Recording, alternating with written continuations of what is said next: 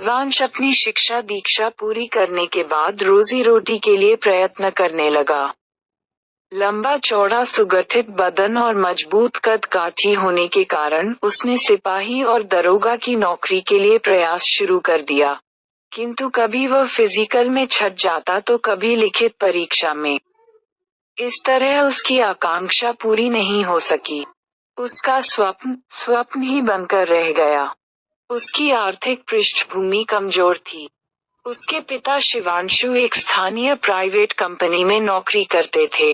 किसी तरह उनके परिवार का गुजारा हो रहा था। उसका छोटा भाई राहुल और छोटी बहन चंदा मिडिल स्कूल में शिक्षा ग्रहण कर रहे थे। 5 जनों का ये छोटा सा परिवार मुश्किल से गुजर बसर कर रहा था। उसके परिवार के लोग छोटे मोटे शौक भी पूरा नहीं कर पाते थे। कभी कभार पास पड़ोस के साथियों के सहयोग से ऐसे शौक पूरा करने का मौका उन्हें मिलता था। हर चीज के लिए उन्हें तरसना पड़ता था। अगर आमदनी नहीं हो तो एक आदमी का खर्च चलाना भी मुश्किल होता है। कुछ इसी तरह की स्थिति देवांश के परिवार की भी थी। सरल जिंदगी जीने वाले ये लोग छोटे से खपरेल मकान में रहते थे। गर्मी का मौसम हो, चाहे बरसात का या जाड़े का, हर मौसम में ये घर तकलीफ देह ही साबित होता था। जाड़े के मौसम में लोगों को गर्म कपड़ों की किल्लत तो थी ही, ऊपर से उसके घर के बगल में एक कांटेदार वृक्ष भी उनके दुखों में इजाफा कर देता था। उसके कारण उसके आंगन में धूप नहीं आती थी, जबकि बारिश के दिनों में वृक्ष की डालियों और पत्तों से टपकने वाले पानी की बूंदों से हमेशा घर व आंगन गीला रहता था। गर्मी और पतझड़ के मौसम में वृक्षों से गिरने वाले पत्तों का आंगन में ढेर लग जाता था, जिसकी सफाई करते करते उसकी अधेड़ माँ हेमलता की कमर में दर्द होने लगता था। उस वर्ष जब वृक्ष की डालियों व पत्तों के कारण आंगन में धूप आना बंद हो गया और आंगन पत्तों से गंदा रहने लगा, तब उसकी सफाई के कारण उसकी माँ हेमलता के कमर में दर्द होने लगता था। उस वर्ष जब वृक्ष की डालियों व पत्तों के कारण आंगन में धूप आना बंद हो गया और आंगन पत्तों से गंदा रहने लगा, तब उसकी सफाई के कारण उसकी माँ के हाथों और कमर में दर्द रहने लगा। तो देवांश ने अपने अंतर्मन में फैसला किया कि जिन डालियों के कारण उसके आंगन में तकलीफों और मुसीबतों की बारिश होती है, उनको छांट काट देगा। अपने निर्णय को अंजाम देने के लिए वह कुल्हाड़ी लेकर कांटेदार वृक्ष पर चढ़ गया। उसकी माँ मना करती रही लेकिन वह नहीं माना। डालियों को छांटने के क्रम में ही जब एक डाली कटकर गिर रही थी तो उस डाली का कांटा बदकिस्मती से उसकी बाईं आंख में चुभ गया बुरी तरह से। कुल्हाड़ी नीचे फेंककर वह असहनीय पीड़ा से चीखने लगा। किसी तरह वृक्ष पर से नीचे उतरा। तुरंत कारखाने में ड्यूटी कर रहे उसके पिताजी को मोबाइल से खबर की गई। कुछ देर के बाद ही वे साइकिल से घर पहुंच गए। आते ही उसने अपने पुत्र को डांट पिलाई गैर जरूरी काम करने के लिए। उसने ये भी कहा कि जब उन लोगों का समय खराब चल रहा है तो उसे संभलकर चलना चाहिए। उसकी माँ ने भी बतलाया कि कमर में दर्द होने के बावजूद उसने भी डाल काटने से मना किया, किंतु उसने जिद पकड़ लिया। उसने घायल आंख पर कपड़ा रखते हुए खिसिया कर कहा, आप लोग शांत हो जाए, किसी का दोष नहीं है, सारा दोष मेरा है। मैं अपनी इच्छा से डालियों को काटने गया था। उसके पिताजी ने बहस और विवाद की ज्वाला पर अपने शीतल और मृदु वचन का ठंडा जल डालकर तुरंत उसको आंख के डॉक्टर के पास ले गए। उसने फौरन इलाज शुरू कर दिया। थोड़ी राहत मिली। 2 सप्ताहों तक इलाज करवाने के बाद भी जब आंख स्वस्थ नहीं हुआ तो बड़े शहरों में भी इलाज करवाया, लेकिन आंख ठीक नहीं हुई। उसकी बाईं आंख की रोशनी स्थायी रूप से चली गई। अंत में डॉक्टर की सलाह से बाईं आंख का ऑपरेशन करके एक नकली खूबसूरत आंख फिट कर दिया। फिर डॉक्टर ने विकलांगता का सर्टिफिकेट देकर हॉस्पिटल से विदा कर दिया। इस तरह एक हट्टा कट्टा खूबसूरत नौजवान दिव्यांग, विकलांग, की श्रेणी में आ गया। वह आंखों पर हमेशा रंगीन चश्मा लगाए रहता था। सामान्य ढंग से देखने पर उसमें कोई कमी नजर नहीं आती थी। आंख के इलाज में समय तो बर्बाद हुआ ही, किंतु आपातकालीन स्थितियों से निपटने के लिए काट कपट कर रखी गई बची खुची धनराशि भी समाप्त हो गई। कुछ कर्ज भी शिवांशु के सिर पर चढ़ गया। घर की माली हालत चरमरा गई। देवांश में अपराध बोध की भावना घर कर गई। वह सोचने लगा कि घर की ऐसी हालत के लिए वही जिम्मेवार है। अपने पुत्र के गिरते आत्मबल की स्थिति और उसकी अवसादग्रस्त मनोदशा को दूर करने के लिए उसे ढाढ़स बंधाता ये कहकर कि वह घबराए नहीं। इस दुनिया में हजारों लाखों लोग एक आंख के हैं जो सफलतापूर्वक अपने कार्यों को निपटाते हुए जीवन जी रहे हैं। उसकी किस्मत ठीक थी, जिसके कारण एक आंख इस घटना में बच गई और बच गई उसकी दुनिया उजड़ने से।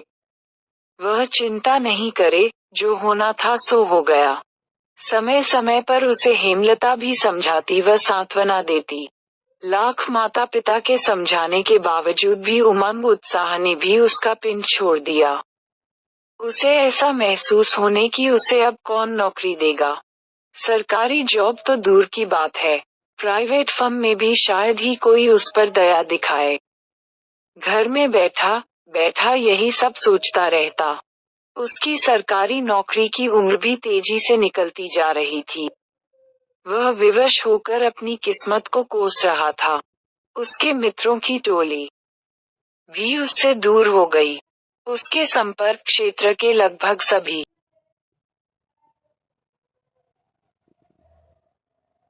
साथी किसी न किसी रोजगार से जुड़ गए, प्राइवेट सेक्टर में या सरकारी क्षेत्र में। अधिकांश की शादी भी हो गई। सभी अपने अपने घर परिवार में व्यस्त हो गए। उसके युवा और शिक्षित होते ही उसके परिवार के सदस्य आशा भरी निगाहों से उसे देख रहे थे, किंतु उनकी आशा पर तुषारपात हो गया।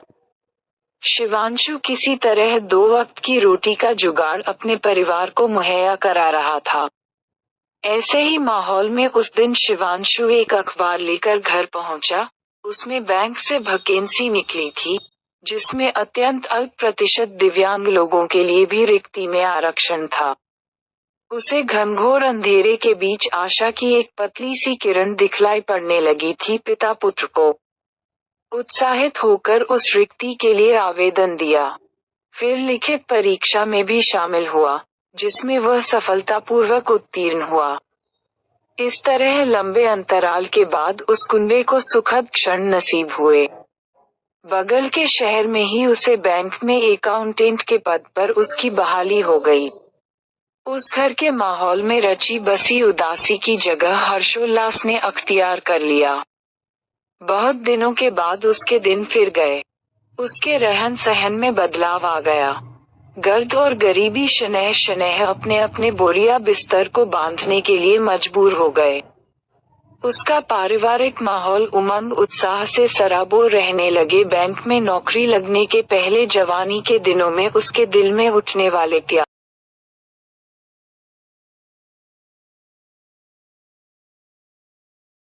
मोहब्बत की तरंगे जो मृतप्राय हो गई थी, वह अब पुनः उसके अंतःतल में उठने लगी। इस दिन जब उसकी टेबल के पास एक युवती आई, जो देखने में खूबसूरत तो थी ही, इसके साथ उसकी वाणी में सुगंधित फूल की तरह मधुरता व कोमलता भी मौजूद थी, जिसने उसके दिल को हौले हौले स्पर्श करके उसमें गुदगुदी पैदा कर दी थी।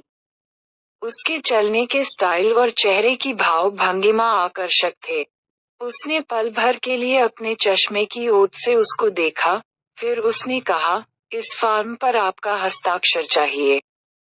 उस युवती ने फॉर्म पर हस्ताक्षर करके दे दिया उसे। कुछ क्षण के बाद ही उसने उसका काम कर दिया। वह उस बैंक की कस्टमर थी। बराबर उससे उसका वास्ता पड़ता था। कभी पैसे निकालने, कभी पैसे जमा करने के क्रम में। इसी तरह के कार्य निपटाने के समय एक बार उसने तिरछी नजरों से देखते हुए कहा, आपका नाम आभा है? जी, आप शायद मेरी ही बिरादरी के हैं। कैसे मालूम हुआ आपको? टाइटल से। आप तो बहुत दूरदर्शी मालूम पड़ते हैं। बिना दूरदर्शी बने यहाँ के काम का सफलतापूर्वक निपटारा करना मुश्किल है। आपके विचार तो बहुत सुलझे हुए हैं।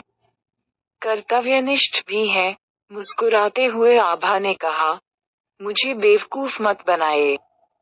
मैं सत्य कह रही हूँ। जब जब सप्ताह 2 सप्ताह के अंतराल पर वह अपने काम से बैंक आती और अगर उसके काउंटर पर भीड़ नहीं होती तो अक्सर उसके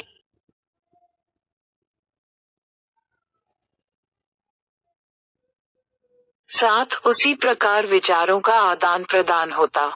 कालांतर में आपसी चर्चा के बाद एक दूसरे के परिवारों के बारे में अवगत भी हो गए। नजदीकियां बढ़ने लगी जो प्यार में तब्दील हो गई।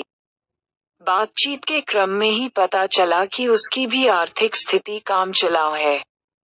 उसके पिताजी कोई छोटा मोटा व्यवसाय करते हैं, जिससे आमदनी बहुत कम होती है। किसी तरह उसके परिवार की दाल रोटी चल जाती है। उस हिसाब से देवांश की आर्थिक स्थिति उस समय उससे कई गुना अच्छी थी। अब छुट्टियों में मौका निकालकर बैंक के बाहर भी दोनों मिलने जुलने लगे, घुलने मिलने लगे छुप छुप कर, पार्कों, होटलों और शहर के बाहर प्राकृतिक परिवेश में। ऐसे ही एक मौके पर शहर से बाहर कुछ किलोमीटर की दूरी पर स्थित जंगल की हरी भरी वादियों की मादक फिजाओं और पहाड़ पर से गिरने वाले झरनों की संगीतमय नशीली ध्वनि का लुत्फ उठा रहे थे। दोनों पत्थर की शिला पर बैठकर कि अचानक आभा ने सशंकित होकर कहा, कहीं ऐसा तो नहीं होगा देवांश कि तुम कालांतर में मुझे भूल जाओ? ऐसा कदापि नहीं होगा आभा। किंतु मुझे ऐसा लगता है कि तुम मुझसे अपना पिंड छुड़ा सकती हो। ऐसा कैसे हो सकता है? मैंने तुमसे दिल की गहराइयों से प्यार किया है। तुम्हारे साथ मैं कोई नाटक नहीं खेल रहा हूँ। तुम्हारी शंका निराधार है। स्त्री एक बार अपने मन मंदिर में जिसको अपने जीवन साथी के रूप में बसा लेती है,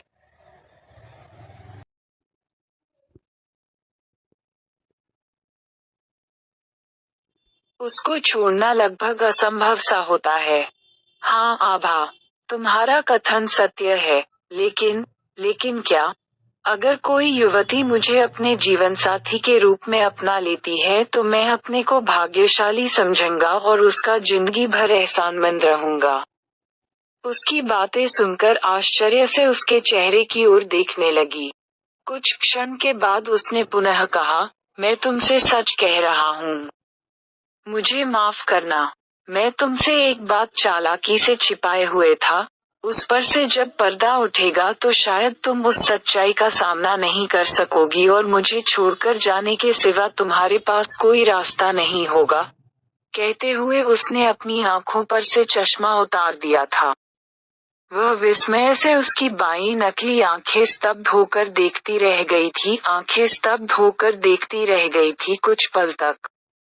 फिर उसने कहा कि महाशय ऐसा इसलिए ही कह रहे थे। वातावरण में खामोशी छा गई थी, जिसको भंग करते हुए आभा ने कहा, उसने प्यार किया है, कोई मजाक नहीं किया है देवांश के साथ। अगर मेरी आंखें भी शादी के बाद किसी घटना में खराब हो जाती या अंधी हो जाती तो क्या वह मुझे छोड़ देता, मुझे घुट घुट कर मरने के लिए, मेरा त्याग कर देता? नहीं ना। वैसे ये तुम्हारी मर्जी है। तुम स्वतंत्र हो आभा, मुझे छोड़कर दूसरे के साथ घर बसा सकती हो, मुझे कोई आपत्ति नहीं है। एक विकलांग को अपनाने से अच्छा है तुम मुझे भूल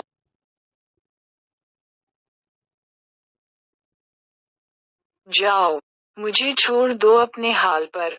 ऐसा नहीं कहो देवांश। मैंने प्यार किया है, सौदेबाजी नहीं की है। प्रेम दिव्यांग नहीं होता है, वह सागर की तरह विशाल होता है। ऐसी छोटी मोटी बातों के लिए उसमें जगह नहीं होती है। उसकी बातों से देवांश का दिल उमंग उत्साह से भर गया। उसका मन मयूर नाच उठा। वह अपने को रोक नहीं सका, आभा को अपने आलीन पाश में बांध लिया। देवांश के घर पर उसकी जाति बिरादरी के लोग उसके साथ अपनी लड़की की शादी करने के लिए आने लगे। शिवांशु खुशी से फूले नहीं समा रहा था। जीवन में उसे पहला मौका मिला था लाभ अर्जित करने का। आने वाले अगों के सामने ऐसी डिमांड रखी, जिसको शायद किसी को भी पूरा करना मुश्किल था। उसने लोगों के सामने शादी में सहयोग करने के नाम पर 15 लाख नकद, सोने के जेवरात और अन्य बेशकीमती सामग्रियों की मांग की। देवांश ने अपने पिता को समझाया कि अगर उसकी नकली आंख पर से पर्दा उठ गया तो क्या होगा, कभी सोचा है इस बारे में? बीच में ही शादी टूट जाएगी। किसी तरह से हो भी गई तो लड़की तलाक ले सकती है। अधिकांश लोग तो उसके दरवाजे पर से निराश होकर लौट गए। किंतु एक उच्च पदस्थ पार्टी आई, जिसने उसके पिता की मांगों को सहर्ष स्वीकार कर लिया। किंतु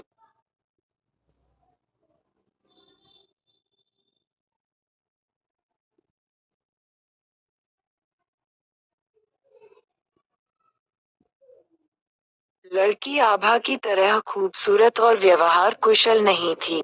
फिर भी उसके पिताजी लोभ के वशीभूत होकर उस लड़की से शादी करना चाहते थे, जबकि देवांश उस शादी के खिलाफ था। पिता पुत्र में इस मुद्दे पर मतभेद हो गया।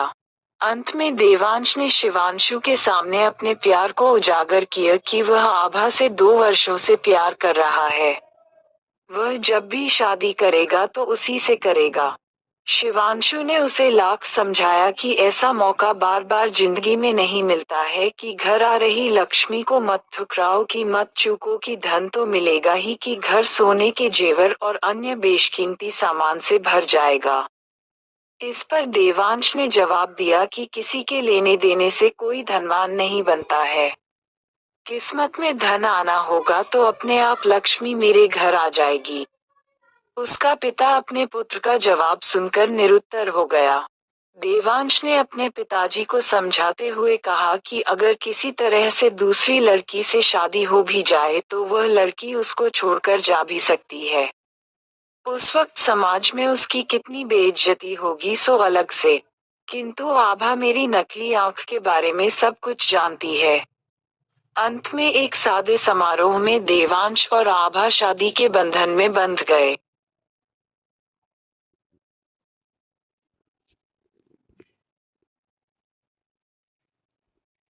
और इस तरह से एक खूबसूरत प्रेम कहानी का अंत हुआ। देवांश और आभा एक दूसरे को जीवन साथी के रूप पाकर बहुत खुश है।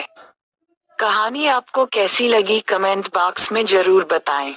चैनल पर नए हैं तो चैनल को सब्सक्राइब जरूर कर दें।